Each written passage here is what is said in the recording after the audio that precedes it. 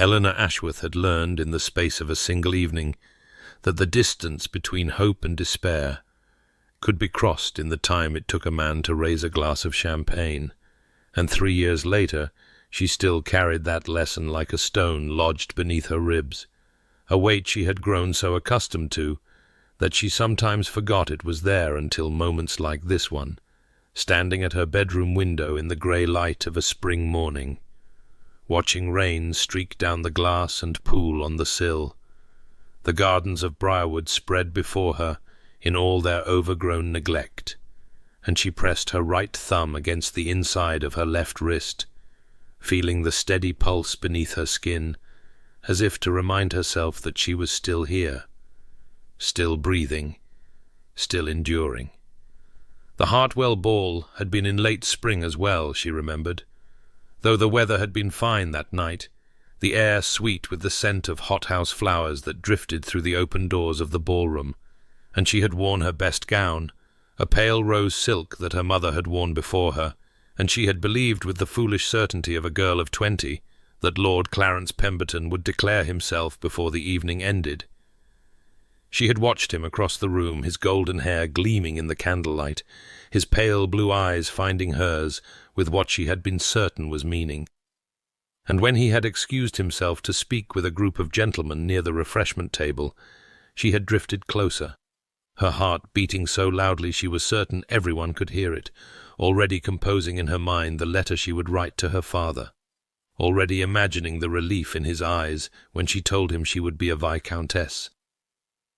She had been close enough to hear every word, close enough to see the way Clarence's lips curved as he spoke, the casual cruelty of his smile as he declared to his companions that the Ashworth girl had served her purpose well enough, that a man must have options while pursuing a true prize, that surely no one believed he would actually marry so far beneath his station when £40,000 and a baron's daughter awaited him in Miss Arabella Kingsley. She remembered the laughter, the clink of glasses raised in toast to his engagement, the cold shock that had rooted her feet to the marble floor even as her face burned with humiliation. She remembered fleeing to the terrace, the stones icy beneath her thin slippers, the way she had pressed herself against the balustrade and willed herself not to weep where anyone might see. 3 years had passed since that night, 3 years of whispers following her through ballrooms, 3 years of watching other girls receive proposals while she stood along the wall with the dowagers and the wallflowers, her grey eyes darkening with each season that passed without an offer. Her father's health had declined, his fortune dwindling with it, and Eleanor had watched her dreams of love wither like the white camellias that had once bloomed in her mother's garden, now nothing but bare earth and memory. She had stopped hoping. It was, she had discovered, the only way to survive. The rain had not ceased by afternoon, and Eleanor descended the stairs to find her father in his study, a room that had once smelled of leather bindings and the pleasant mustiness of well-loved books, but now carried the sharper scent of pipe tobacco and something else, something she could not name but recognized nonetheless as the particular fragrance of worry, of sleepless nights, spent poring over columns of figures that refused to balance no matter how many times one added them. Samuel Ashworth sat behind his desk, surrounded by papers and ledgers that seemed to have multiplied in the weeks since she had last ventured into this room, and when he looked up at her entrance, she saw that his hands were trembling, a fine tremor that he tried to still by pressing his palms flat against the mahogany surface, and she knew before he spoke that whatever news he had to share would not be good. "Eleanor," he said, and his voice cracked on her name, "I had hoped to spare you this, but I find I cannot carry it alone any longer." She crossed to him, her grey eyes darkening with concern as she took the chair across from his desk, the same chair where she had sat as a child while he read to her from volumes of poetry and history. And she folded her hands in her lap and waited, because she had learned in these 3 years since the Hartwell ball that there was a dignity in stillness, a strength in allowing others to find their words without rushing them. "The estate is mortgaged," he said. and each word seemed to cost him something precious. "The debts have mounted beyond what I can manage, and we face ruin within the year." He told her then of the failed investments, the tenant rents that had not covered the repairs needed after the harsh winter, the creditors who had been patient but whose patience had finally worn thin, and as he spoke, Eleanor felt the stone beneath her ribs grow heavier, pressing against her heart until she thought she might not be able to breathe. "I have failed you in fortune, my dear," her father said, and his eyes, so like her own, glistened with tears he would not let fall. "But never in love. Never in that." Eleanor rose and moved around the desk to kneel beside his chair, taking his trembling hands in her own steady ones, and she spoke of practical things, of positions she might take as a governess or companion to some wealthy family, of the skills she possessed that might be of use. And she did not allow her voice to waver, even as something inside her quietly shattered at the thought of leaving Briarwood, of leaving the garden where her mother's camellias had once bloomed, of becoming a stranger in someone else's house. Her father protested, as she had known he would, but she pressed on, insisting she would rather work than be a burden, and they were still speaking of possibilities when Mrs. Beckett appeared in the doorway, her weathered face uncertain, holding a letter that had arrived by express messenger. Samuel Ashworth took it with hands that shook more violently now, broke the seal of dark green wax, and read. And Eleanor watched the colour drain from his face as he read it again, his lips moving silently over words she could not see. Without speaking, he handed it to her, and she took the heavy cream paper and saw the signature at the bottom before she read anything else. Frederick Thornton, Duke of Ashford. The words above that signature were businesslike, almost cold in their precision, speaking of requirements and observations and suitability, and yet they contained within them an offer that made Eleanor's hands tremble so violently that the paper crackled between her fingers. An offer of marriage, an offer to settle all her father's debts, an offer that would save everything and everyone she loved. Extended by a man she had met exactly twice in her life, and could barely remember beyond an impression of height and darkness, and eyes that had seemed to look through her rather than at her. Eleanor did not sleep that night, though she lay in her narrow bed with the covers drawn to her chin, and her eyes fixed on the ceiling where shadows moved like restless spirits in the guttering candlelight, and she turned the Duke's letter over in her mind, as one might turn a strange coin found in the garden, examining every edge and surface for some clue to its origin and meaning. She knew so little of Frederick Thornton, Duke of Ashford, that she might as well have received a proposal from a figure in a painting, a stern-faced ancestor staring down from a gilded frame, with eyes that revealed nothing of the soul behind them.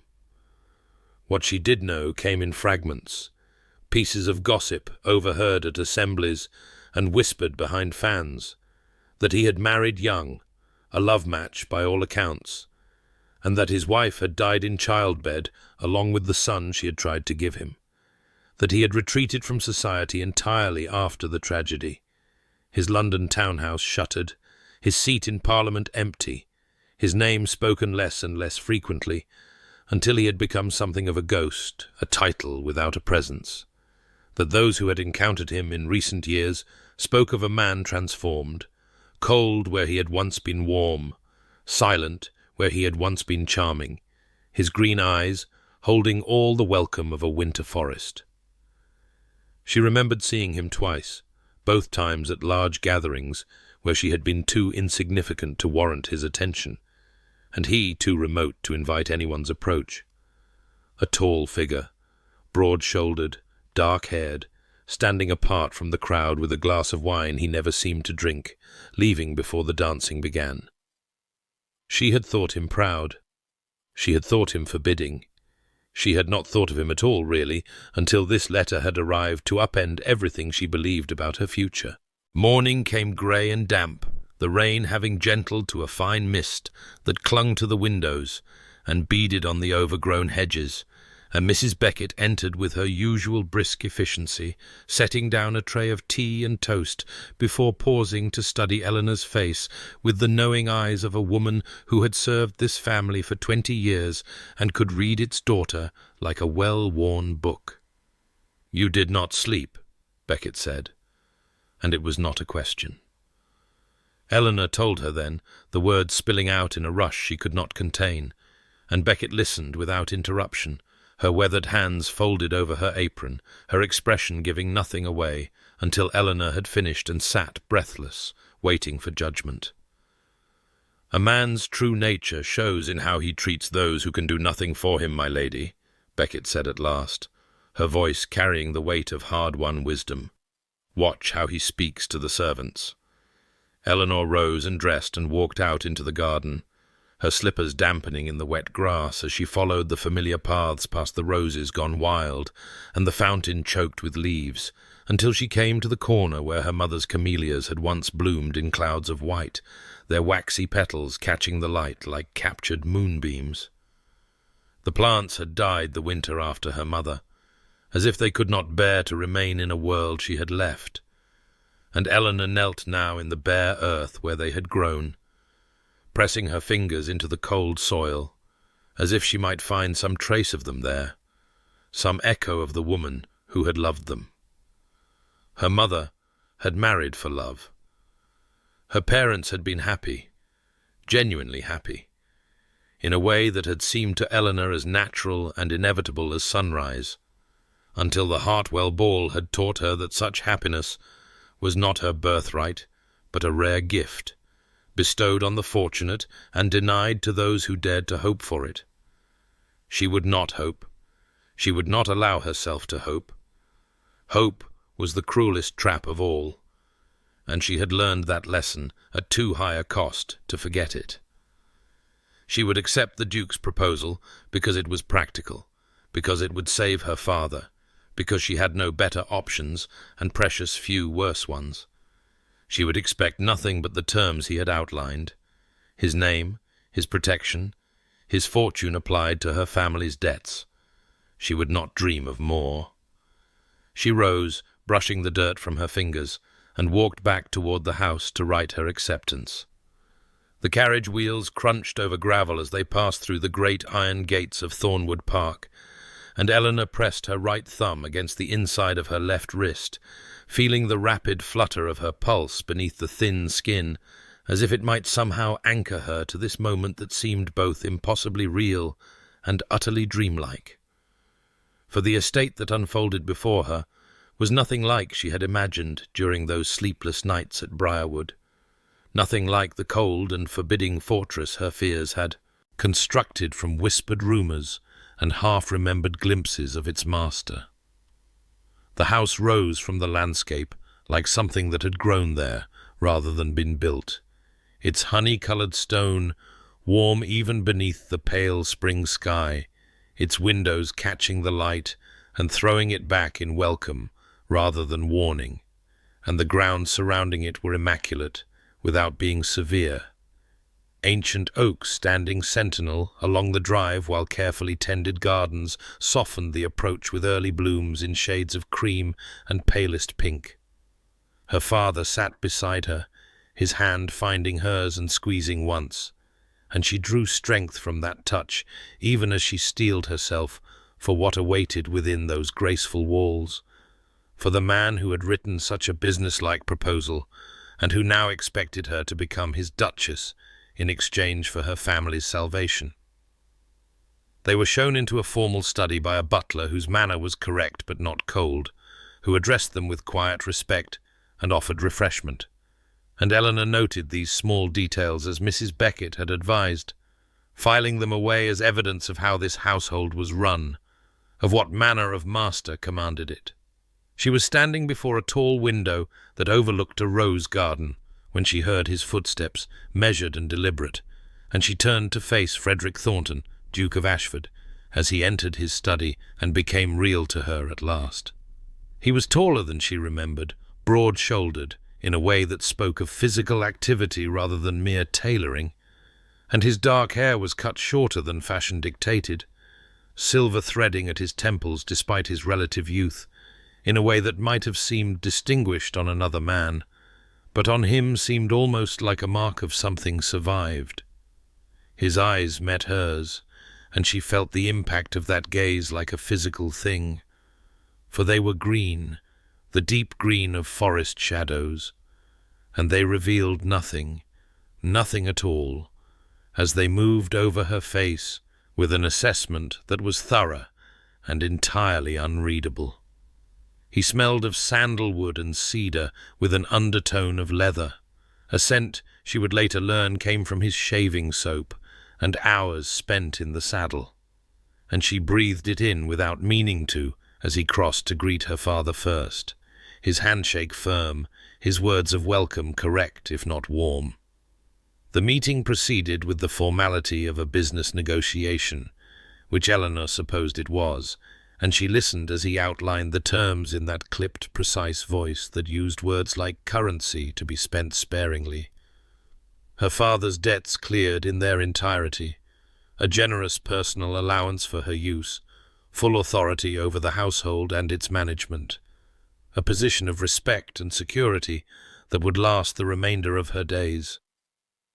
He spoke of requiring a hostess, a partner in the management of his estates, someone of intelligence and dignity who could navigate the demands of his position, and he did not speak of affection, did not speak of companionship beyond the practical, did not speak of anything that might have suggested this was more than an arrangement of mutual convenience. When he asked if she had questions, Eleanor surprised herself by speaking before she could think better of it, her voice steady despite the hammering of her heart. "Why me, your grace? You could have any woman in England." His jaw tightened almost imperceptibly, a muscle flexing near his ear, and for a moment she thought she had offended him beyond repair. But when he spoke his voice was, if anything, slightly less guarded than before. "I have observed your character over the years, Miss Ashworth. I witnessed your conduct at the Hartwell ball, and in the seasons that followed. I saw a woman who endured public humiliation with dignity, who did not retreat into bitterness or cruelty, who carried herself with quiet grace when lesser souls would have crumbled." He paused, and something flickered in those green depths, something she could not name. "I have no interest in a wife who wants me for my title or my fortune. I want a practical partnership with a woman of substance. I believe you are that woman." Eleanor felt the weight of his words settle over her, felt the strange comfort of being seen, truly seen, even if what he saw was only her usefulness. "I will not pretend to offer you love, madam," he continued, and his voice dropped lower, rougher, as if the words cost him something to speak.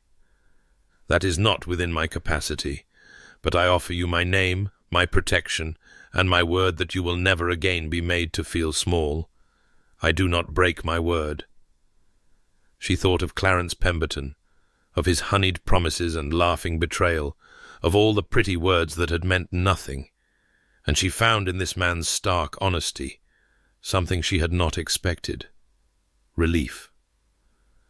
Her thumb pressed hard against her wrist as she spoke. "Then I accept, your grace."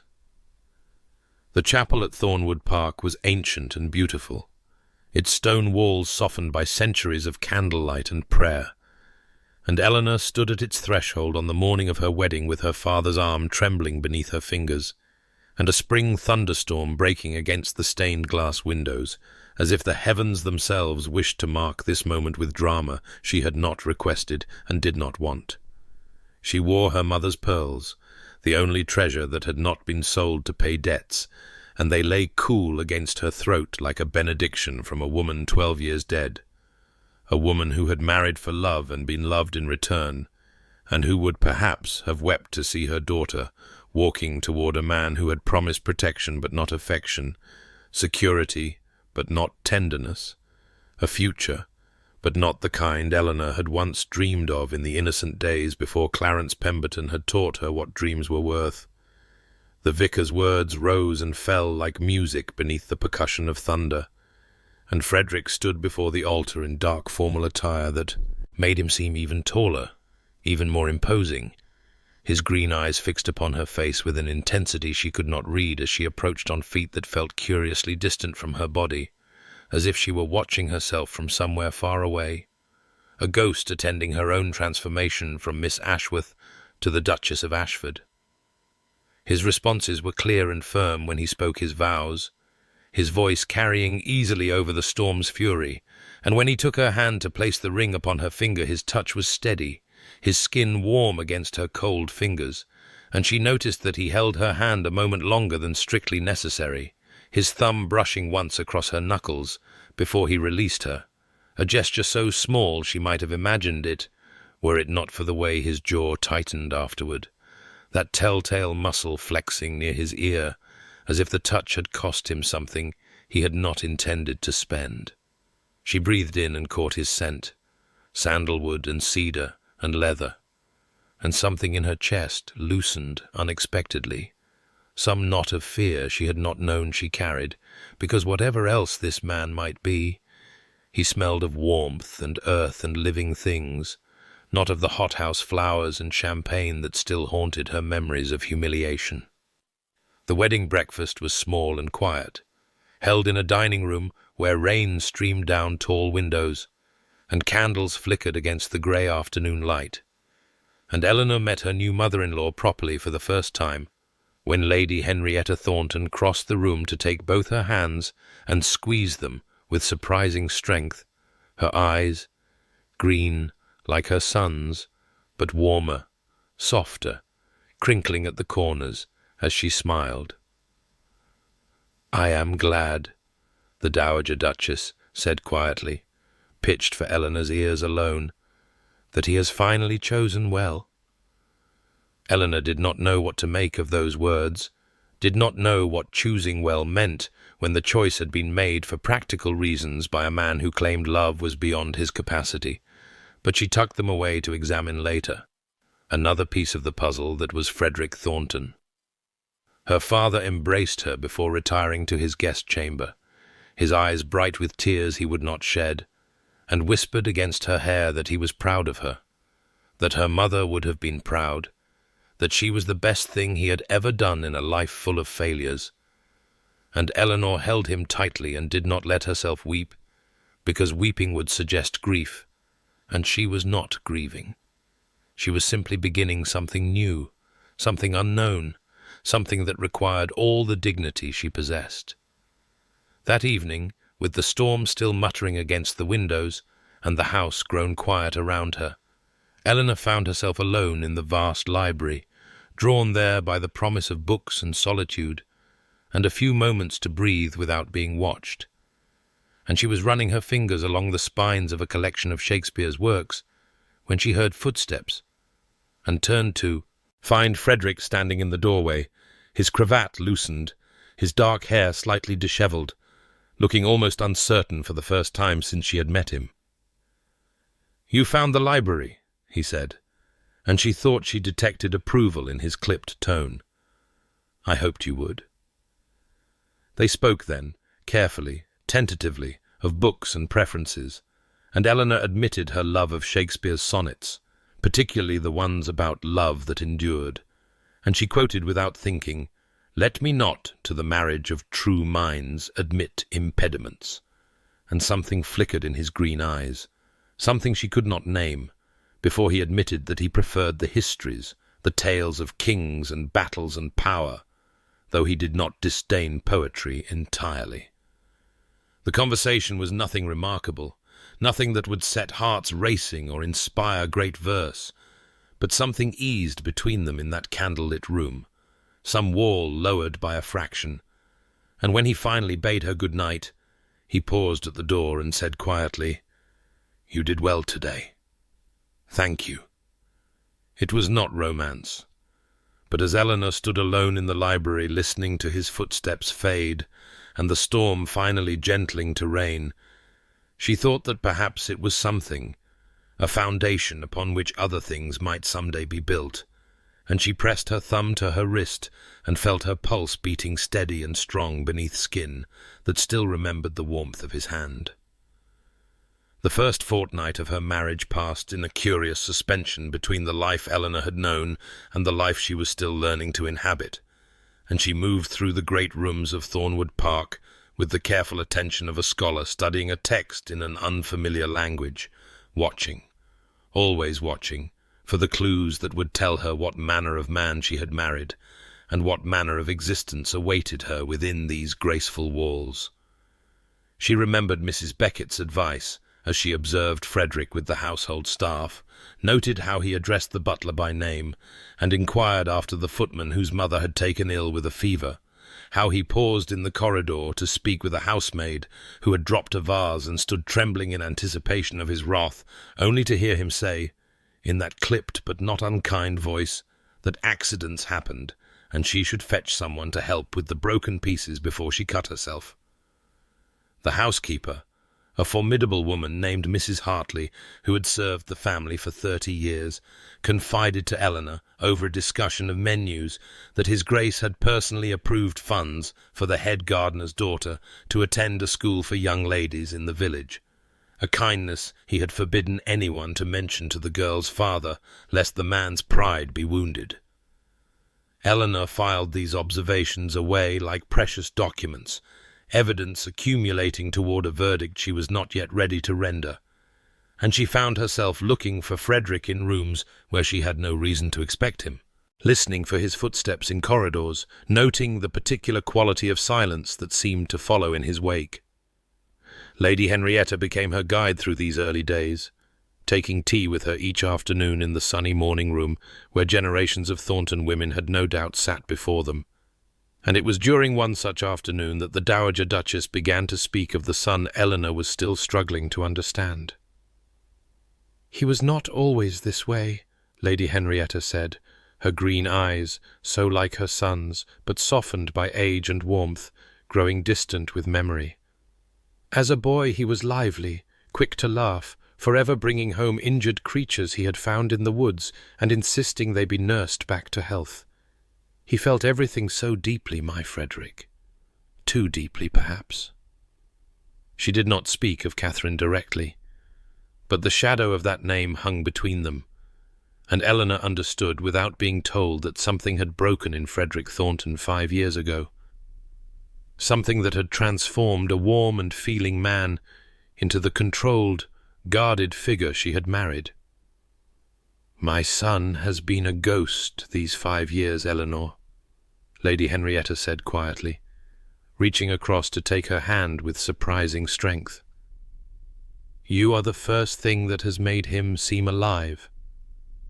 Eleanor carried those words with her as she explored the house in the days that followed, learning its rhythms and secrets, and it was during one such exploration that she found herself in the portrait gallery, a long room lined with generations of Thorntons, gazing down from gilt frames with eyes that seemed to follow her progress.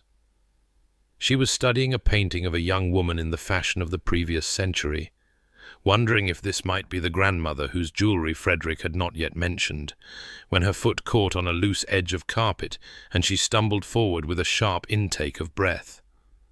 Strong hands caught her elbow before she could fall, steadying her with a grip that was firm but careful, and she looked up to find Frederick standing close, so close she could smell sandalwood and cedar and leather, so close she could see the flecks of gold in his green eyes. His hand was warm through the thin fabric of her sleeve, large and capable, and he held her a moment longer than necessary, his fingers pressing gently against her arm as if assuring himself she was steady. And something passed between them in that suspended instant, something Eleanor could not name, but felt like heat spreading from the point of contact through her entire body. Then his jaw tightened, that telltale muscle flexing near his ear, and he released her abruptly, stepping back as if burned. "You should have that seen to," he said, his voice clipped, nodding toward the offending carpet, and he turned and left without another word, his footsteps echoing in the gallery long after he had disappeared from view. Eleanor stood alone among the portraits of his ancestors, her skin still warm where he had touched her, and pressed her thumb against the inside of her wrist as if to steady a pulse that had suddenly, inexplicably, begun to race. The third week of her marriage settled into a rhythm that Eleanor found herself anticipating with a pleasure she did not examine too closely, for examination would require acknowledgement, and acknowledgement would lead to hope. And hope was a door she had nailed shut 3 years ago in a ballroom that still haunted her dreams. Her mornings began with correspondence in the morning room, Lady Henrietta guiding her through the intricacies of ducal obligations, with a patience that spoke of genuine affection rather than mere duty, and her afternoons were given to walks through the grounds, or rides on the pretty chestnut mare that Frederick had presented to her without comment, as if providing his wife with a horse worth more than her father's entire stable were a matter of no consequence. But it was the evenings she treasured most, though she would not have admitted it even under torture, those quiet hours in the library where Frederick sometimes joined her, and they spoke of estate business, or books, or nothing of particular importance, conversations that meant nothing, and yet somehow meant everything, for she found herself listening for his footsteps in the corridor and feeling something loosen in her chest when he appeared in the doorway, his dark hair slightly dishevelled from a day of riding, his green eyes finding hers across the room with an expression she could not read.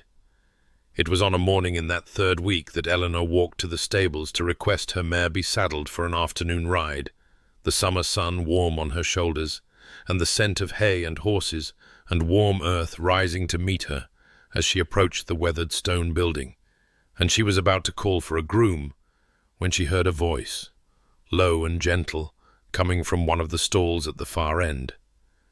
She followed the sound without thinking, her slippers silent on the packed earth floor, and what she found stopped her breath in her throat. Frederick knelt in the straw of an empty stall, his coat discarded, his shirt sleeves rolled to the elbow, and in his large, capable hands he cradled a small grey cat with a white-tipped tail, its paw wrapped in what appeared to be a makeshift bandage torn from his own handkerchief. "There now, you foolish creature," he was saying, his voice so tender, so utterly unlike the clipped formality she had come to expect, that Eleanor felt tears prick unexpectedly at her eyes. "Hold still. I cannot help you if you insist on struggling." The cat mewed plaintively, and Frederick made a sound that might have been a laugh, soft and warm, as he adjusted the bandage with infinite care. "Yes, I know it hurts. But you should not have been climbing where you had no business climbing, should you?" Eleanor must have made some sound, some small intake of breath, because his head came up sharply and his eyes met hers, and she watched the transformation happen in the space of a heartbeat, the tenderness draining from his face like water from a broken vessel, replaced by that familiar guarded blankness that she was beginning to hate. He rose, brushing straw from his trousers, and walked past her with only a nod, his jaw tight, that muscle flexing near his ear, and Eleanor stood alone in the stable with the grey cat, watching her from the straw, and her heart aching with something she refused to name. That evening she could not stop thinking about what she had witnessed, about those large hands that had caught her elbow in the portrait gallery, now cradling an injured animal with such exquisite gentleness. And when Lady Henrietta joined her for tea, she found herself asking carefully about Frederick's nature as a boy. The dowager's green eyes softened with memory and grief. "He was forever bringing home wounded things," she said quietly. "Birds with broken wings, rabbits caught in snares, once a fox kit whose mother had been killed by hunters. He could not bear to see anything suffer. He feels too deeply, my Frederick. That is why he has learned not to feel at all." She set down her teacup and regarded Eleanor with an expression that saw too much. "Society will try to diminish you, my dear. They will whisper that you married above yourself, that Frederick settled for convenience. Let them whisper. The day will come when they see the truth, that my son did not settle at all. He finally chose wisely. The 4th week of her marriage brought a morning so fine that Eleanor could not help but feel something lift in her chest when she drew back the curtains and saw the summer sun blazing across the grounds of Thornwood Park, gilding the distant trees and turning the dew-laden grass to scattered diamonds, and she was still standing at the window when a footman arrived with a message that His Grace wondered if Her Grace might care to ride out with him to inspect the tenant farms.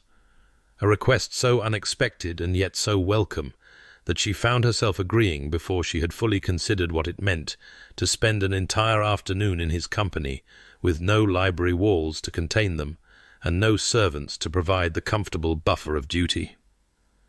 They set out after luncheon, Frederick on his great black stallion, and Eleanor on the pretty chestnut mare he had given her, and she noticed almost immediately how he adjusted his pace to match hers, how his horse seemed always to be positioned just so, blocking the occasional gust of wind that swept across the open fields, shielding her from the dust kicked up by passing farm carts. And she understood that this was simply how he was, protective without proclamation, attentive without acknowledgement. And she filed this observation away, with all the others she had been collecting like precious stones since the day she had watched him kneel in stable straw with an injured cat cradled in his capable hands. They spoke little as they rode, but the silence between them had lost its awkward edges, had become something almost comfortable, and Eleanor found herself stealing glances at his profile, at the strong line of his jaw and the silver threading through his dark hair, and the way his green eyes surveyed his lands with an expression that spoke of duty and love, intertwined so deeply they could not be separated. The trouble began at the stream, a shallow ribbon of water that cut across the path between 2 tenant farms, barely deep enough to wet a horse's fetlocks, and Eleanor's mare, who had proven herself a sweet and biddable creature in every other circumstance, planted her hooves at the water's edge and refused absolutely to take another step forward. Frederick crossed easily, his stallion splashing through without hesitation, and turned to watch as Eleanor applied her heels and clicked her tongue and did everything a competent horsewoman ought to do, all to no avail whatsoever. "Come now," she said, her voice firm, but her patience beginning to fray at the edges. "It is only water, you ridiculous animal. You have crossed streams before. I have seen you do it." The mare flicked her ears back and did not move. "Please," Eleanor tried, abandoning dignity for negotiation. "Please, you beautiful, impossible beast, just a few steps. That is all I ask. Just walk forward like a sensible horse." Nothing. She leaned forward and stroked the mare's neck, her voice dropping to a coaxing murmur. "Sweetest angel, darling horror, I will bring you apples, I will bring you sugar, I will sing you lullabies, if that is what you require. Only please, for the love of all that is holy, cross this stream." And then she heard it, a sound so unexpected that for a moment she could not identify its source. A laugh, a real laugh, warm and surprised and utterly unguarded. And she looked up to find Frederick watching her from the opposite bank, his stern face transformed by genuine amusement, the corners of his eyes creased, his mouth curved in a smile that stole 10 years from his countenance and made her heart stutter in her chest. He looked young, she thought with sudden wonder. He looked alive. And she stared at him as if seeing him for the first time. This man who had been a ghost, and was now, in this moment, so vividly present that she could not look away. He rode back across the stream to her side, took her mare's bridle in one gloved hand, and led them both through the water, while Eleanor sat speechless in her saddle. "Angel and horror in the same breath," he said, the corner of his mouth still curved with the ghost of that extraordinary smile. "You have a gift for contradiction." They rode on together to the hilltop he had promised to show her, the highest point on the estate, and when they crested the rise, Eleanor drew in her breath at the view spread before them, The whole of Thornwood Park laid out like a tapestry in shades of green and gold, the great house in the distance, the farms and fields and forests that comprised his domain, and were now, she realized with a start, hers as well. "This is my favorite place," Frederick said quietly, his eyes on the horizon rather than on her. "I have never brought anyone here." The significance of those words settled over her like a mantle, heavy with meaning she was not yet ready to examine, and she sat beside him in the warm summer sun, with the smell of grass and earth and horses surrounding them, and she felt something crack in the wall she had built around her heart. A fissure, small but irreparable, and she knew with terrifying certainty that she was in danger of feeling far more than was wise for this complicated, guarded, unexpectedly tender man who had married her for convenience and was showing her, piece by piece, the hidden country of his soul. The 5th week of her marriage brought with it a contentment Eleanor had not anticipated and did not entirely trust, for contentment was a close cousin to hope, and hope remained a door she had sworn never to open again. Yet she found herself waking each morning with something perilously close to eagerness, her grey eyes seeking the window to gauge the weather, and her mind already turning to the day ahead, to the correspondence she would review with Lady Henrietta, to the afternoon walk she might take through the gardens, to the evening hours in the library where Frederick might join her, and they might speak of nothing consequential, while something unspoken hummed beneath every word. Mrs. Beckett noticed the change, as Mrs. Beckett noticed everything. And one morning, while arranging Eleanor's chestnut hair into its elegant chignon, she remarked with studied casualness that the household staff had grown quite fond of the new Duchess, that cook had been heard praising her Grace's thoughtful inquiries about the kitchen gardens, and that his Grace himself had been observed in conversation with the housekeeper, asking pointed questions about her Grace's preferences in food, in flowers, in everything. "He asked specifically about flowers, my lady," Beckett said, her eyes meeting Eleanor's in the mirror with an expression that saw far too much. "Wanted to know if you had mentioned any particular favourites." Eleanor's heart stuttered at this intelligence, but she kept her voice steady as she replied that she could not imagine why the Duke would concern himself with such trivial matters, and Beckett merely hummed in that knowing way of hers and said nothing further, though her silence spoke volumes. 3 days later, a delivery arrived that drove all pretense of indifference from Eleanor's mind. A crate from a London bookseller, heavy and promising, which a footman carried to her private sitting-room, at his Grace's instruction. Eleanor opened it with trembling fingers to find a complete set of Shakespeare's works, 20 volumes bound in the most beautiful green leather she had ever seen, the spines tooled in gold, the pages edged in gilt that caught the summer light streaming through the windows. There was no note, no card, nothing to indicate the sender. But Eleanor knew. She knew with a certainty that made her press her thumb hard against the inside of her wrist to steady the sudden racing of her pulse. That evening at dinner, she thanked him, her voice carefully controlled, and Frederick merely nodded, his expression giving nothing away. But his green eyes warmed to jade as he said, "You mentioned the sonnets. I noticed you had only a worn single volume." Such a simple statement, such an ordinary observation, and yet Eleanor heard what lay beneath it. I was listening, I remembered. I cared enough to act.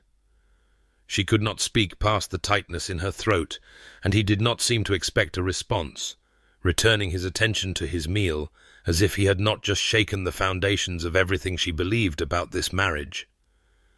3 days after the books arrived, Eleanor was walking in the garden when she heard unfamiliar voices near the south wall, and she followed the sound to find a weathered man in a nurseryman's apron, directing 2 assistants in the planting of small shrubs, their glossy dark leaves and waxy white buds unmistakable even from a distance.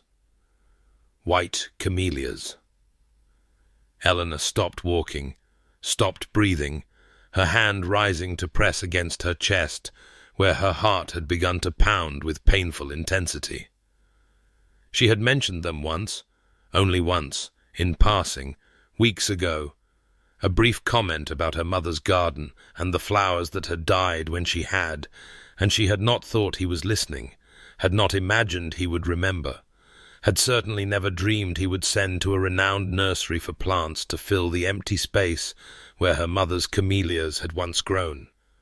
She stood frozen as the gardeners worked, as the white blooms nodded in the summer breeze, as the scent of them reached her and brought with it a flood of memory so powerful she had to close her eyes against it. Her mother's hands, gentle and sure, teaching her to tend the delicate plants. Her mother's voice, warm with love, explaining that camellias meant devotion, meant longing, meant my heart is yours. That evening she found Frederick in the library, standing before the fire with a book in his hands, and he looked up when she entered with an expression she could not read. "Thank you," she managed, though the words felt wholly inadequate, her voice rough with the tears she would not let fall. "For the camellias. I did not think you were listening." He set down his book and regarded her with those forest-dark eyes, and something passed between them, something that made the air feel thick and charged, and when he spoke his voice was low and quiet in the firelit room. "You are welcome," he said. "I listen, Eleanor, even when it seems I do not."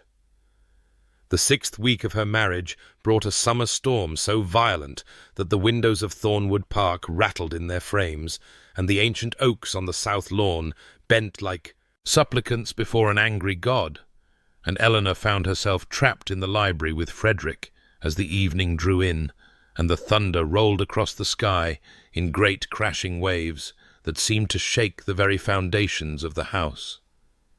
She had been reading, or attempting to read, one of the green leather volumes of Shakespeare he had given her, but the words blurred before her eyes as she became increasingly aware of Frederick's stillness in the chair across from hers, the way his hands gripped the armrests with a tension that whitened his knuckles, the rigid set of his shoulders beneath his dark coat as if he were bracing himself against something far more threatening than mere weather. The fire crackled in the grate, sending shadows dancing across the book-lined walls, and the scent of sandalwood and cedar reached her as it always did when he was near. That scent she had come to associate with safety, with home, with him. But tonight there was something else in the air, something heavy and fraught, that made her set aside her book and watch him with growing concern as lightning split the sky beyond the windows and illuminated his face in harsh white light. He was staring into the flames, his green eyes distant, lost somewhere she could not follow, and the muscle near his jaw worked steadily as thunder crashed overhead with a violence that made her flinch. "Frederick," she said softly, and he did not respond, did not seem to hear her at all, and she understood then that wherever he had gone in his mind, it was a place of profound darkness. She waited, her heart aching with a tenderness she could no longer deny, and when he finally spoke, his voice was rough, scraped raw by something that had nothing to do with the storm outside, and everything to do with the storm within. "It was a night like this," he said, still not looking at her, his hands still gripping the armrests, as if they were the only things anchoring him to the present. "When Catherine—" He stopped, swallowed, and Eleanor saw his hands tremble, those large, capable hands that had been so gentle with an injured cat, so careful when he clasped the bracelet around her wrist. "I was in London. Parliamentary business. I should have been here." The words came slowly, painfully, dragged from some deep place he had kept locked for 5 long years. "She went into labor early. The message reached me too late. I rode through the night, through a storm much like this one, and when I arrived—" His voice broke, and Eleanor's eyes burned with tears she would not let fall. "They were already buried. My wife, my son. I never saw them. I never said goodbye." The thunder rolled again, and Frederick's jaw tightened, the muscle flexing as he fought for control. I was not there. I should have been there. If I had been there, perhaps—" He could not finish, and Eleanor could bear the distance between them no longer. She rose from her chair and crossed to kneel beside his, close enough to catch his scent, close enough to see the devastation in his green eyes when he finally turned to look at her. But she did not touch him, sensing that he balanced on a knife's edge, and the wrong gesture might shatter him entirely. "It was not your fault," she said quietly, her voice steady despite the ache in her chest. "You could not have known. You could not have changed what happened." He looked at her then, truly looked at her, and his eyes were the colour of winter pine, cold with old grief, and something that might have been fear. "I made myself a promise," he said, his voice barely above a whisper. "Never again. Never to care that deeply again. It is safer." And Eleanor understood, with a clarity that stole her breath, exactly what she was facing, exactly what walls he had built around his wounded heart. And she understood, too, with terrifying certainty, that she had already begun to care for this complicated, guarded, broken man far more than was safe, far more than was wise, far more than she had ever intended when she had promised herself she would not hope. The journey to London took 2 days, and Eleanor spent most of it with her right thumb pressed against the inside of her left wrist, feeling her pulse flutter beneath the thin skin like a caged bird desperate for escape, for this would be her first public appearance since the Hartwell ball 3 years ago, her first time facing the society that had witnessed her humiliation and whispered about it ever since. And though she was now the Duchess of Ashford, though she wore the camellia bracelet warm against her wrist, and carried with her the memory of Frederick's trembling hands in the firelit library, she could not shake the cold dread that settled in her stomach as the townhouse came into view, a grand edifice of pale stone that seemed to watch her approach with the same calculating assessment she expected from every pair of eyes at the Kensington ball. Frederick, seated across from her in the carriage, must have sensed her mounting anxiety, for he leaned forward and said in that quiet, clipped way of his, "You are the Duchess of Ashford. You answer to no one." And the words, so simple and so certain, steadied something inside her, even as her heart continued its frantic rhythm. Lady Henrietta had travelled separately, but arrived within the hour, sweeping into the townhouse drawing-room with the air of a general preparing for battle, her sharp eyes taking in Eleanor's pale face and offering a small, knowing smile that promised solidarity. The night of the ball arrived with the cruel swiftness of all dreaded things, and Eleanor stood before her mirror in a gown of deep green silk that Mrs. Beckett had insisted upon, the colour rich and dark as forest shadows, as a certain pair of eyes that had begun to haunt her dreams. And when Frederick appeared at her chamber door to escort her downstairs, she saw something flicker in his expression, something warm and almost wondering that made her breath catch, before his face resumed its usual stern composure. The Kensington ball was everything she remembered society events to be, and everything she had hoped never to endure again. The blaze of 1,000 candles, the crush of bodies in silks and satins, the symphony of music and laughter, and beneath it all the constant, sibilant hiss of whispers that seemed to follow her like a shadow as she entered on Frederick's arm. She held her head high, her spine straight, drawing on every lesson her mother had ever taught her about dignity and grace.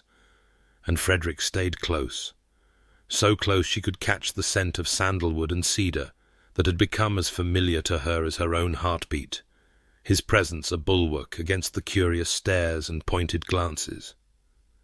They danced, and Eleanor discovered that Frederick waltzed as he did everything else, with controlled power and surprising grace, his hand warm and steady at her waist, his green eyes never leaving her face. And for a few breathless moments she forgot the watching crowd, forgot the whispers, forgot everything but the strength of his arm and the way his fingers tightened almost imperceptibly against her back. The music ended, and reality returned with brutal swiftness, in the form of a golden-haired figure approaching through the crowd, Lady Arabella Pemberton on his arm like a beautiful brittle ornament. And Eleanor felt the old wound tear open as Lord Clarence Pemberton stopped before them with a smile that did not reach his pale blue eyes. "Your Grace," he said to Frederick, with a bow that bordered on mockery, then turned that calculating gaze upon Eleanor with an expression of exaggerated surprise. "And the former Miss Ashworth, now so remarkably elevated." I confess myself astonished that Ashford was so desperate as to look so far beneath his station for a bride. The words struck like blows, designed to wound, designed to remind her of exactly what she had been and what he had deemed her worth. And Eleanor felt herself freeze, felt the old humiliation rise like bile in her throat, her thumb pressing hard against her wrist as 3 years of carefully buried pain threatened to overwhelm her. But before she could speak, before she could flee, Frederick stepped forward, positioning himself between her and Clarence, and his green eyes had gone cold as winter pine.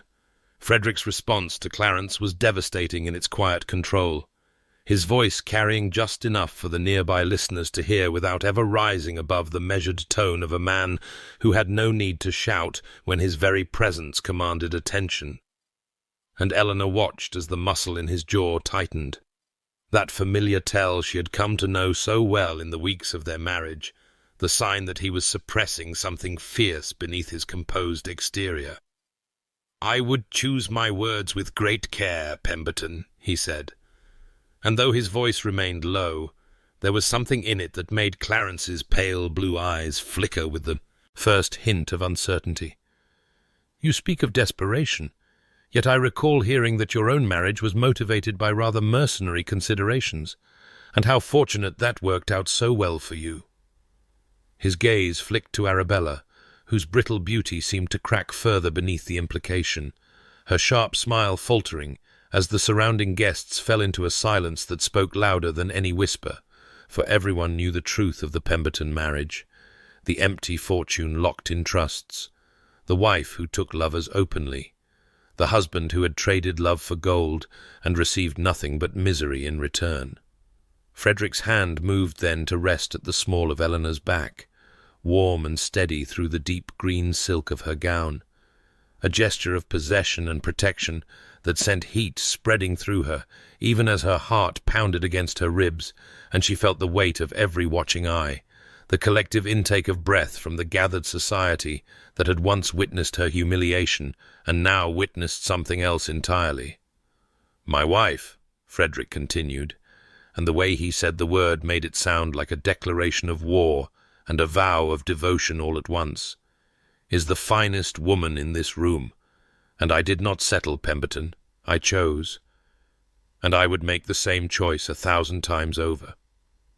The words fell into the silence with the weight of absolute conviction, and Eleanor could not breathe, could not think, could only stand there with his hand burning through her gown and his green eyes cold as winter pine as they held Clarence's gaze until the other man looked away, pale and diminished, while Arabella's face twisted with something that might have been envy or might have been the bitter recognition of everything she had lost in choosing wealth over worth. Frederick guided Eleanor away then, his hand never leaving her back as he steered her through the parting crowd toward a private terrace where the cool night air rushed over her heated skin and she could finally draw breath, her whole body trembling with the aftermath of what had just occurred. "You did not need to," she began, but he interrupted her, his voice rough in a way she had only heard once before, in a firelit library during a storm when he had spoken of graves and grief and the terrible cost of caring. "Yes," he said, turning to face her in the moonlight, his green eyes fierce and burning with something she was afraid to name. "I did, Eleanor. I made you a vow. I told you that you would never again be made to feel small, and I meant it. I meant every word." The sound of her name on his lips, spoken with such intensity, such fierce protectiveness, shattered something inside her, some final wall she had built around her wounded heart, and Eleanor realized, with stunning, terrifying clarity, that she was in love with him. Desperately and completely in love with this complicated, guarded man who showed his heart through actions rather than words, who had defended her honor before all of society, who looked at her now as though she were something precious and irreplaceable, and the thought filled her with equal measures of joy and terror. For she knew too well the danger of hope, and yet she could no longer deny that hope had taken root in her heart, despite every promise she had made to keep it out. Eleanor woke to the pale grey light of a London morning filtering through unfamiliar curtains, her body heavy with exhaustion, though she had lain in bed for hours, her mind refusing the mercy of sleep as it replayed the events of the Kensington ball in an endless, dizzying loop.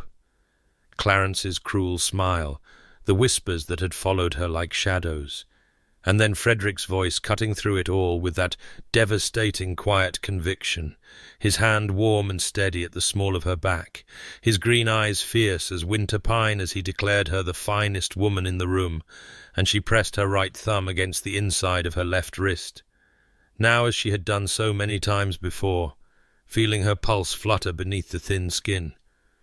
But this time the rapid rhythm was not born of fear or humiliation, but of something far more dangerous, something she had sworn never to feel again. Mrs. Beckett entered with a tray bearing chocolate and toast, her weathered face creased with barely suppressed satisfaction as she set it upon the bedside table and began arranging Eleanor's silk wrapper at the foot of the bed. "The household is all abuzz this morning, my lady," Beckett said, and there was a gleam in her eye that Eleanor had not seen since before the Hartwell ball 3 years ago. "They say his Grace defended you before all of society, that Lord Pemberton looked ready to faint dead away, and that the Duke appeared quite prepared to call him out if he spoke another word against you." Eleanor took the chocolate with trembling hands, the rich scent rising to meet her as she sipped, and she could not help the warmth that spread through her chest at Beckett's words, even as terror coiled alongside it like a serpent in tall grass.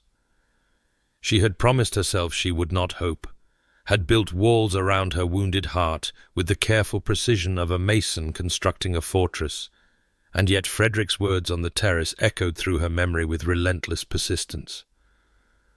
"I made you a vow. I told you that you would never again be made to feel small. I meant it." She recalled his confession in the library during the summer storm, his trembling hands and devastated eyes as he spoke of Catherine and the son he had never held, of the promise he had made himself never to care that deeply again, because caring led only to unbearable loss. And she understood with aching clarity that they were both prisoners of the same fear, both building walls against the very thing they most desperately wanted, and yet she could not stop herself from wanting more, wanting everything, wanting him in ways that terrified her precisely because she knew how completely he could destroy her if she let him. Lady Henrietta arrived shortly after noon, sweeping into Eleanor's private sitting room with her sharp eyes taking in everything, the shadows beneath Eleanor's grey eyes, the way her hands twisted in her lap, the camellia bracelet glinting at her wrist. "You care for him," the Dowager Duchess said without preamble, settling into the chair across from Eleanor, with the air of a woman who had seen too much of life to waste time on pleasantries. And it was not a question, but a statement of fact, as immutable as the turning of the seasons. Eleanor opened her mouth to deny it, to offer some measured, careful response that would protect the fragile walls she had built, but the words would not come, and instead she heard herself say in a voice barely above a whisper, "I did not intend to." Lady Henrietta's expression softened with something that looked almost like hope. "No one ever does, my dear. That is precisely what makes it love rather than mere calculation. The question is not whether you care for him, but what you intend to do about it." She leaned forward, her aged hands reaching to clasp Eleanor's trembling fingers. "My son has been a ghost these 5 years, Eleanor. I have watched him move through the world as though he were already buried alongside Catherine and the child. But since your marriage, he has been different, lighter, more present, more alive than I have seen him since before the tragedy. And he may not know how to say it. He may not yet have the words for what he feels, but he shows it in everything he does. Watch what he does, not what he cannot yet speak. The weeks that followed the Kensington ball passed in a blur of candle-lit ballrooms and crowded drawing rooms, of musicales where Eleanor sat with her hands folded in her lap and her heart racing each time Frederick leaned close to murmur some observation about the performance, his breath warm against her ear, and his scent of sandalwood and cedar wrapping around her like a promise she was still too afraid to believe. And she found herself watching him with new eyes now, cataloguing every gesture, every glance, every small act of care that Lady Henrietta had urged her to notice. And what she saw left her breathless, with a hope she could no longer suppress, no matter how fiercely she tried. At a reception hosted by Lady Cromwell, the crush of guests pressed them together in the overcrowded salon, and Frederick's hand found hers in the crowd without hesitation, his fingers threading through hers with a naturalness that made her pulse stutter. And when a portly gentleman jostled past them with too much enthusiasm, Frederick shifted his body to shield her, angling himself between Eleanor and the press of guests, as though protecting her were as instinctive as breathing. She noticed how he watched the room, his green eyes scanning for any sign of Clarence or Arabella, positioning them always where she would not be caught off guard, and when she grew tired at a particularly tedious dinner party hosted by Lord and Lady Hartwell, he noticed before she could speak a word, rising from his chair and making their excuses with such smooth authority that their hostess could only curtsy and wish them well. And in the carriage afterward he said nothing, merely drew her hand into his lap and held it there, his thumb tracing absent circles on her palm, while the London streets passed by in a blur of gaslight and shadow. At a crowded musicale 3 days later, Eleanor mentioned in passing that the heat and the perfume of too many bodies in too small a space had given her a headache, and within moments Frederick had guided her to a quiet corner near an open window, procuring a glass of cool lemonade and standing beside her like a sentinel. While the soprano's voice soared through arias Eleanor could barely hear over the pounding of her own heart. He did not speak of feelings, did not offer flowery declarations or poetic vows, but his actions spoke with a constancy that left her aching with want and wonder, and she remembered Lady Henrietta's words, "Watch what he does, not what he cannot yet speak." The morning rides in Hyde Park became her favourite hours. The crisp autumn air, sharp with the scent of fallen leaves and wood smoke as they rode side by side along the sandy paths, their horses' hooves beating a steady rhythm, while Frederick spoke of his plans for Thornwood Park, of improvements to the tenant cottages, and a new school he wished to build for the village children, and when he asked her opinion, she gave it freely, surprised by how seriously he listened, how carefully he considered her suggestions. "You have good instincts," he said one morning, as they paused at the crest of a small rise overlooking the Serpentine, the water glinting silver in the pale autumn light. "I value your counsel." And the words, simple as they were, struck her with the force of a declaration, for she understood now that for a man who guarded his heart as fiercely as Frederick did, such an admission was no small thing, and her heart ached with wanting more, with wanting everything, with wanting him to say the words she could see sometimes flickering in his green eyes before he looked away. The journey back to Thornwood Park felt different than Eleanor had anticipated, the familiar countryside rolling past the carriage windows, no longer a landscape of exile, but something closer to homecoming, and she found herself pressing her face to the glass like a child as the great iron gates came into view, the gravel drive crunching beneath the wheels in a rhythm that seemed to welcome her rather than merely receive her. And when Frederick handed her down from the carriage, his fingers lingered on hers a moment longer than necessary, his green eyes warming to jade as he said quietly, "Welcome home, madam." And the word home settled into her chest like a living thing, taking root in the spaces between her ribs where fear had once lodged. Like broken glass, the white camellias had flourished in her absence, their waxy petals gleaming in the pale autumn light as Eleanor walked the garden paths the following morning, and she knelt beside them, as she had once knelt beside the bare earth at Briarwood. But this time her fingers touched blooms rather than memory, life rather than loss, and she thought of her mother with a tenderness that no longer carried the sharp edge of grief, thought of Frederick, who had listened when she believed no one was listening, who had planted these flowers in soil he had never seen her touch, who had given her back something she had thought lost forever.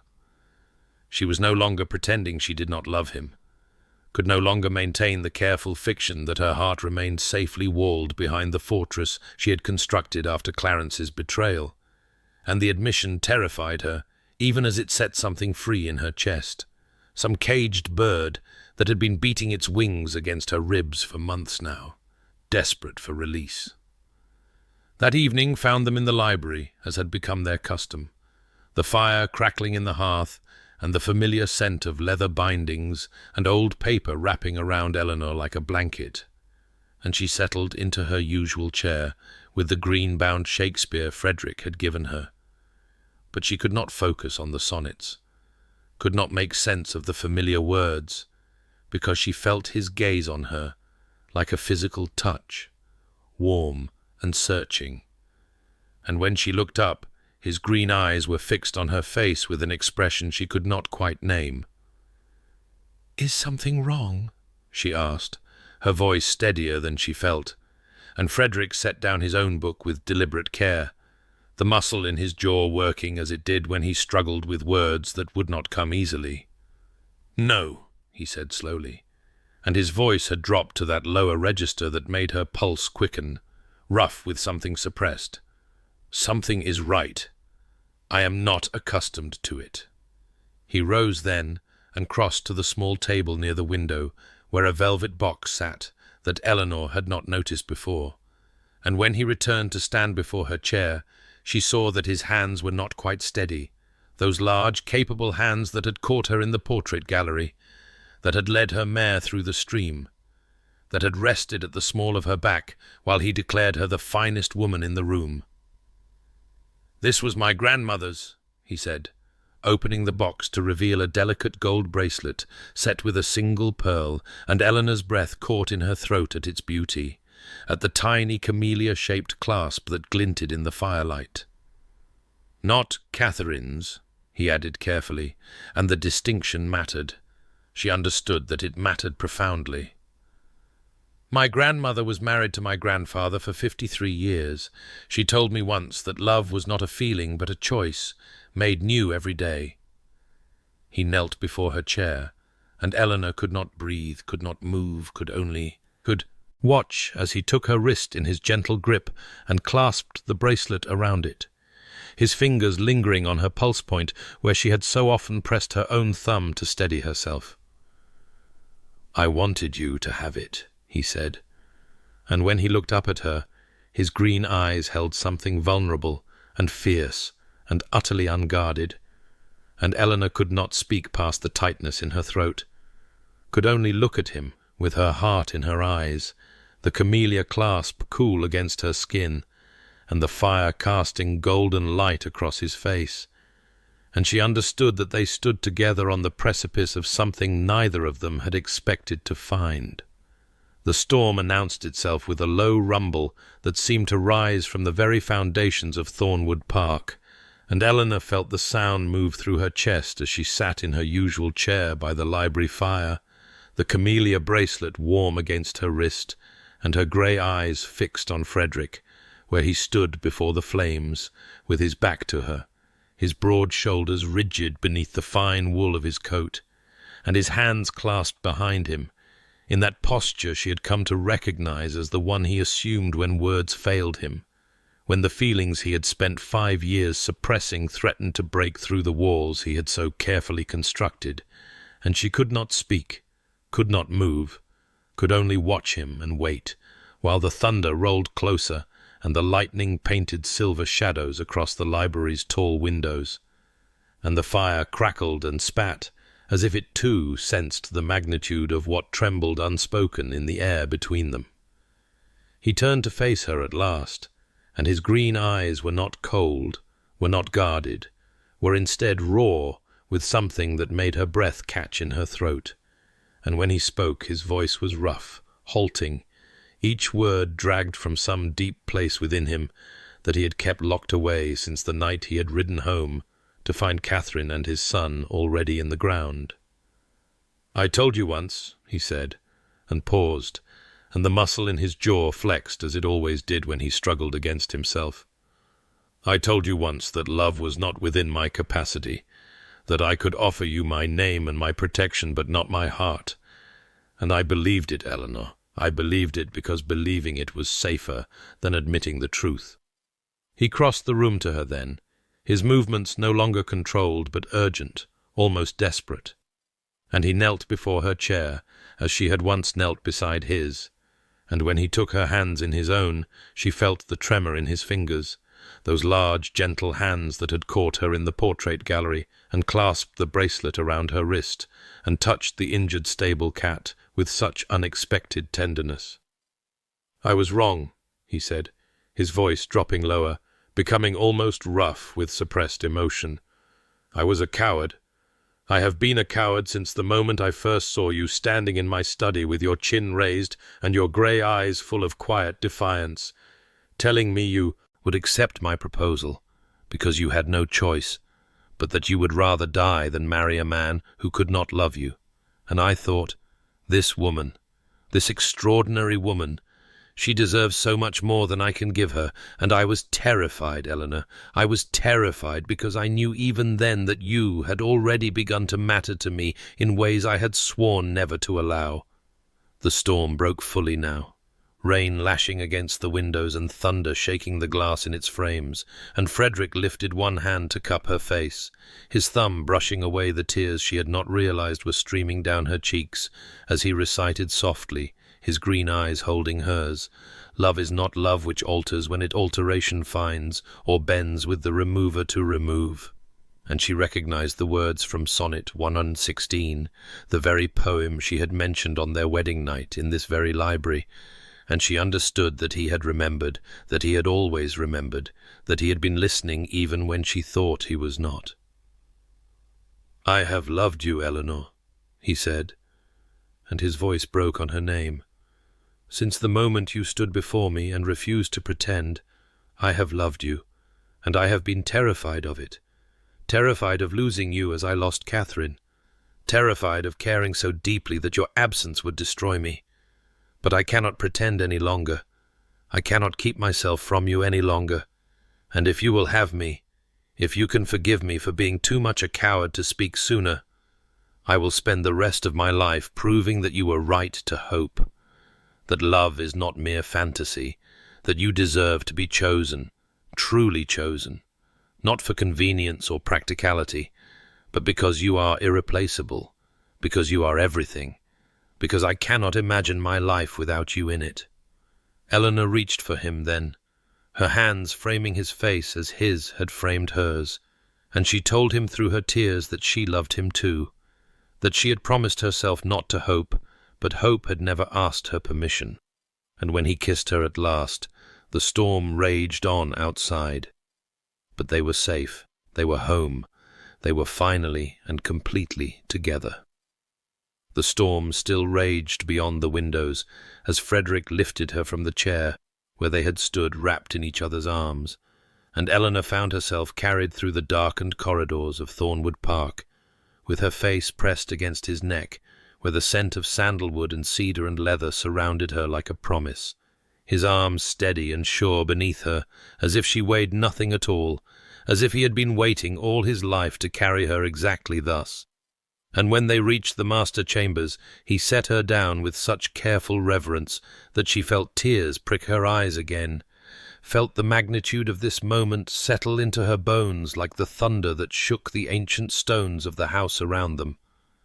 He was tender in ways she had not imagined possible from a man of such controlled reserve, his large hands gentle as they traced the architecture of her face, the curve of her shoulder, the delicate bones of her wrist where the camellia bracelet caught the firelight.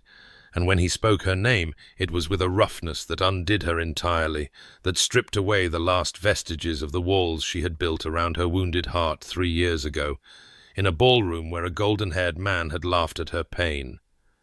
The storm outside seemed to move through them both, fierce and unrelenting, and Eleanor discovered that Frederick's legendary control extended even to this, that he was patient and attentive and focused entirely upon her pleasure, as if nothing else in the world existed, as if she were the only thing that had ever mattered.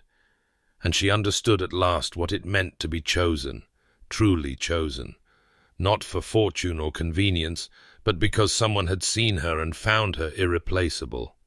Afterward they lay tangled together in sheets that smelled of him, of them, and his hands would not stop moving over her skin, as if he needed constant reassurance that she was real, that she was here, that she was his, and when he spoke against her temple, his voice was rough with wonder and regret. "I wasted 3 months," he said.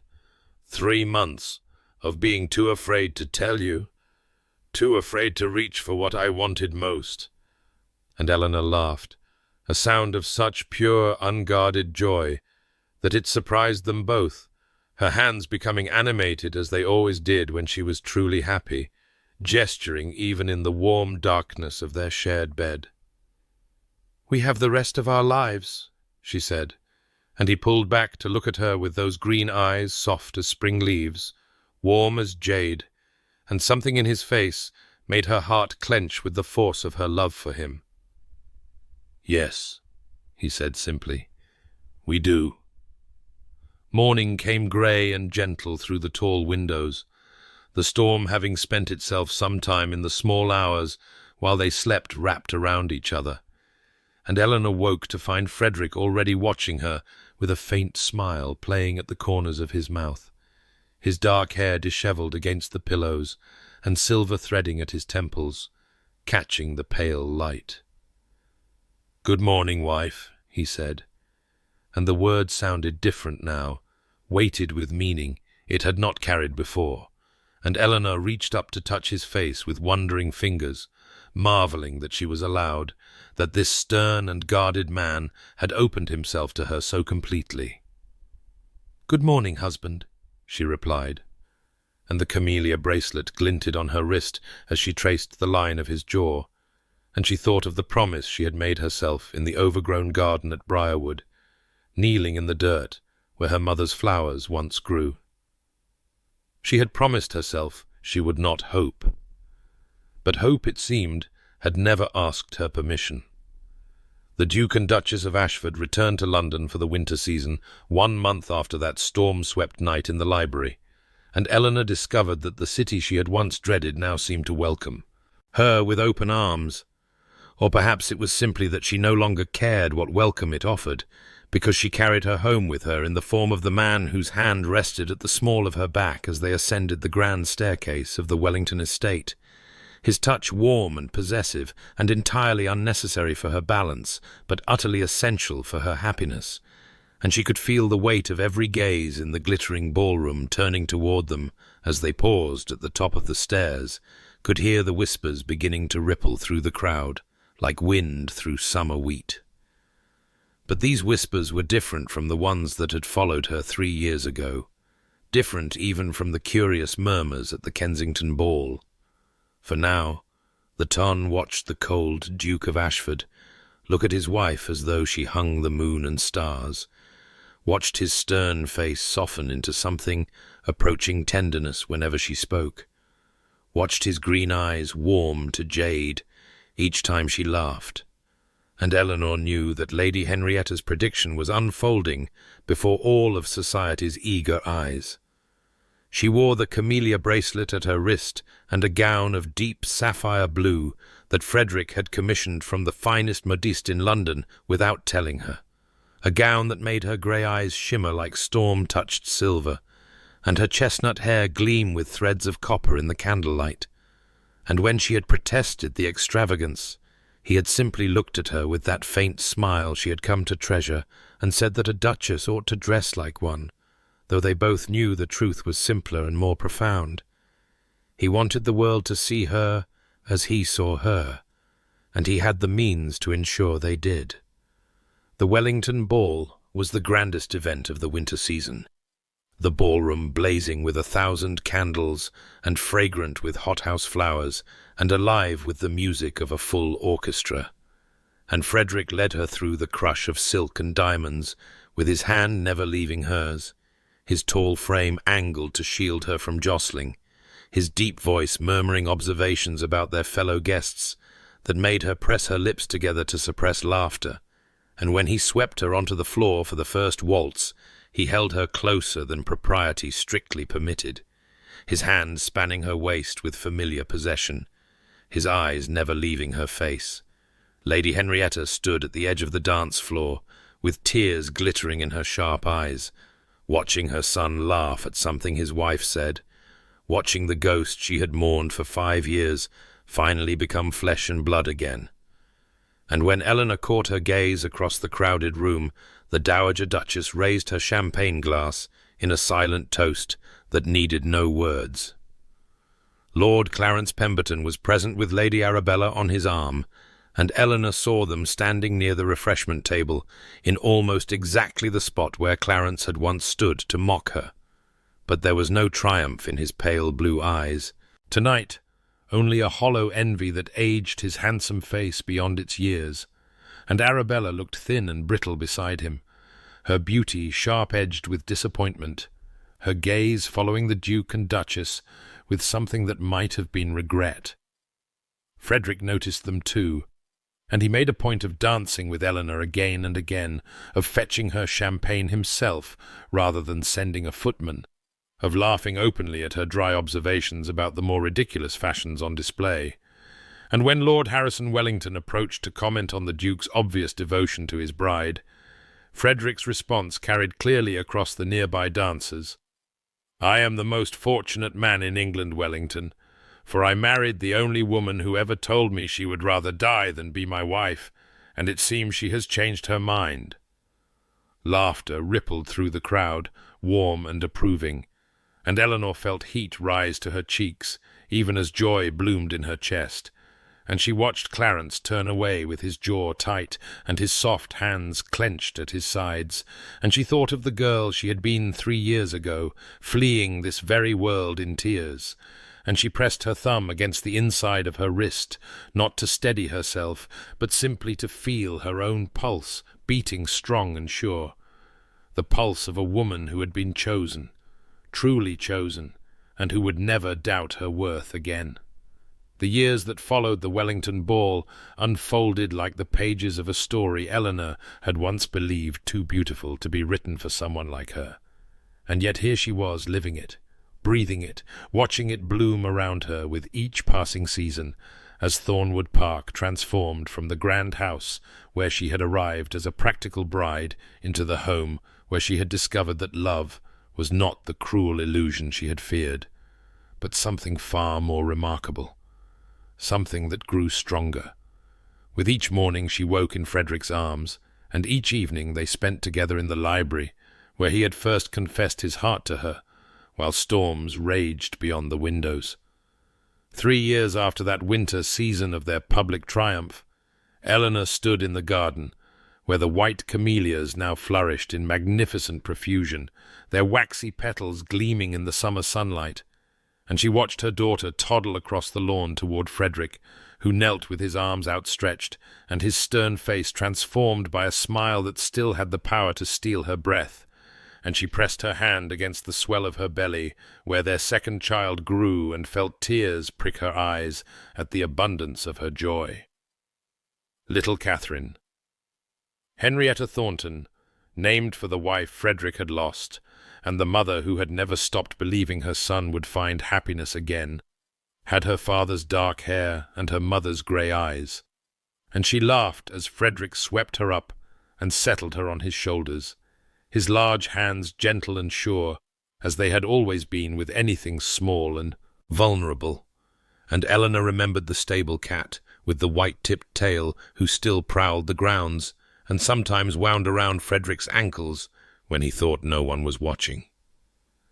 Lady Henrietta had wept when they told her of the pregnancy, had wept again when the child was born healthy and strong, and now she spent long afternoons in the nursery telling her granddaughter stories of the father she adored, the father who had once been a ghost, but was now so vibrantly alive that Eleanor sometimes wondered how she had ever thought him cold. Her own father visited often, his health restored by the relief of debts paid and the joy of seeing his daughter so thoroughly cherished, and he would sit with Frederick in the library discussing books and philosophy, while Eleanor listened and marvelled at how naturally they had become family. Mrs. Beckett remained at her side, promoted now to head of the household staff, and she never tired of reminding Eleanor that she had always known His Grace was a good man, that she had seen it in the way he spoke to the servants from the very first day.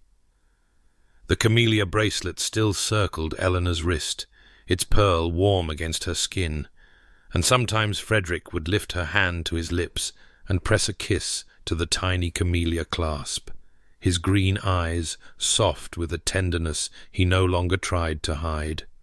They had weathered storms together, literal and otherwise, and Eleanor had learned that the love she had once dismissed as fantasy was not only real, but stronger than anything she had imagined.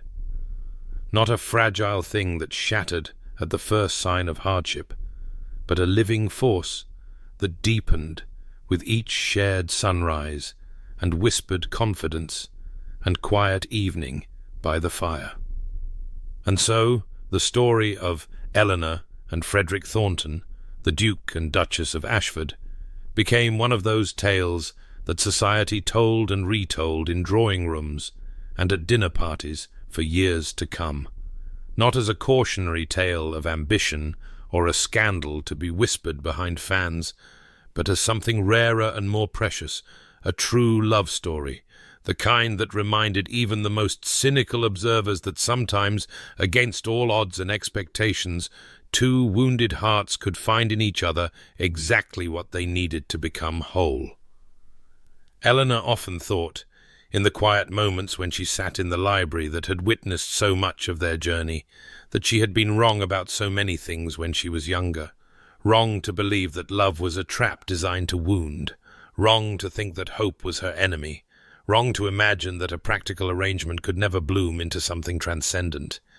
And she was grateful every day for the courage it had taken to accept Frederick's proposal, for the wisdom to watch his actions rather than merely listen for words he did not yet know how to speak, for the grace to let herself be loved by a man who showed his devotion in 1,000 small ways before he ever found the words to declare it.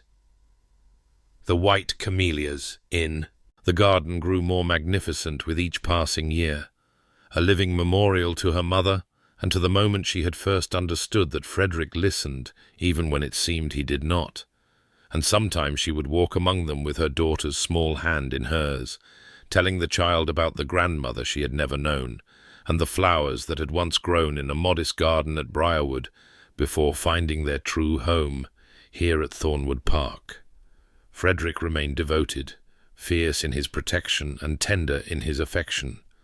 The cold Duke of Society's memory, now a distant legend, that made those who knew him smile with knowing fondness, and Eleanor never tired of watching him with their children, his large, gentle hands infinitely patient as he taught their daughter to ride or held their son through a fever, the man who had once sworn he could not love now overflowing with it, transformed by the choice he made new every day, just as his grandmother had promised. The camellia bracelet still circled Eleanor's wrist, its pearl warm against her skin. And sometimes when storms rolled across the countryside and thunder shook the windows of the library where they sat together, she would catch Frederick's eye and see him smile. both of them remembering the night when everything had changed, when he had finally spoken the words that set them both free. She had learned, in the end, that the distance between hope and despair was not as fixed as she had once believed, that a heart carefully guarded could still be gently opened, that love was not a single moment of declaration, but a lifetime of choosing, again and again, to see and be seen, to know and be known, to hold and be held through every storm. And if you have journeyed with Eleanor and Frederick through these pages, if you have felt your own heart quicken at their first touch and ache at their confessions, and soar at their triumph, then perhaps you too believe that such love is possible, that somewhere in the vast and complicated world there is someone who will listen even when it seems they do not, who will plant gardens for your grief and defend you against every cruelty, who will choose you not despite your wounds, but because of the strength they have given you. Thank you for walking this path with them, and may your own story be filled with white camellias and summer storms and the quiet, fierce, unwavering devotion of a love that grows stronger with every passing year.